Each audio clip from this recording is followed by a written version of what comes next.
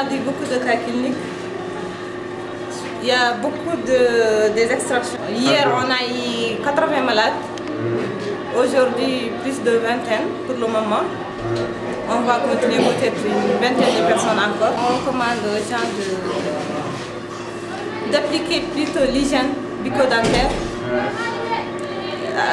avoir une bonne méthode de brossage et se brosser au moins 3 fois dans la journée, à chaque fois après le repas, surtout la nuit avant de dormir. Merci à tout le monde. On remercie tout le monde. Donc, sûrement, je vais continuer sur la même longueur d'onde que Dr Chilila. Bon, on a vu beaucoup de patients, même si les conditions, comme vous le savez, ne permettent pas de prendre en charge comme il se doit tous les patients. On va droit au but, essayer de régler le plus gros problème. Il y a beaucoup de problèmes, on essaie de régler le plus gros problème.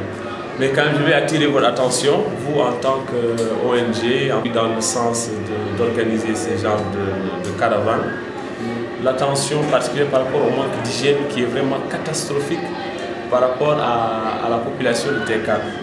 Et on a fait la remarque parmi tous les patients que nous avons vus, il y a une forte affluence des enfants et des femmes.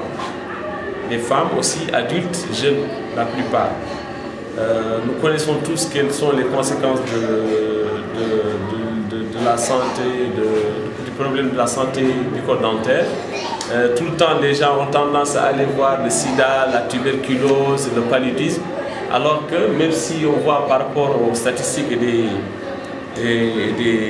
même dans la revue de la littérature médicale, par exemple, des infections bucco-dentaires peuvent être à l'origine de plus d'une soixantaine d'endocardites infectieuses, des infections du cœur.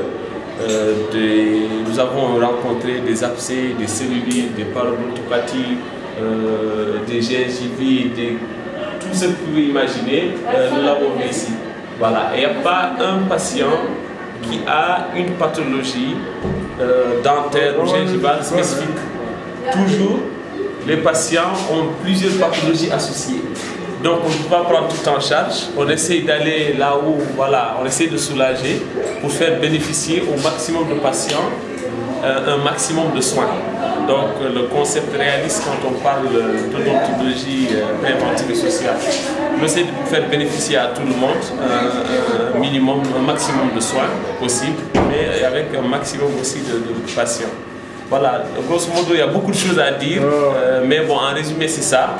Il faut la sensibilisation, continuer les efforts, plus de matériel, disponibiliser les gens, la formation des agents de santé communautaire. Et vraiment, c'était un plaisir d'assister à cette caravane et nous continuerons aussi à le faire. On espère que ça ira de mieux en mieux. Merci. Voilà, on vous remercie. Merci.